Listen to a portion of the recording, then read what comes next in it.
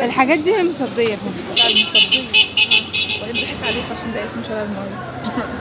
بس بقيت اتفرجوا وخلاص. انا مش عاملة حساب.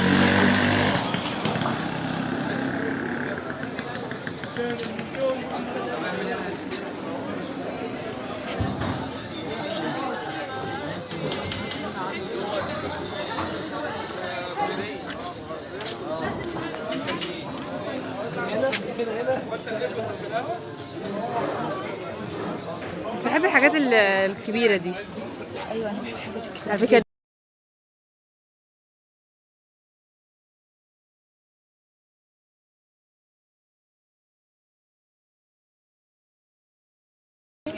مرة الورقه ده عاجبني. هي اللي قالت لي بص دي، هي اللي قالت لي بص على دي. انا كنت بص على دي على فكره.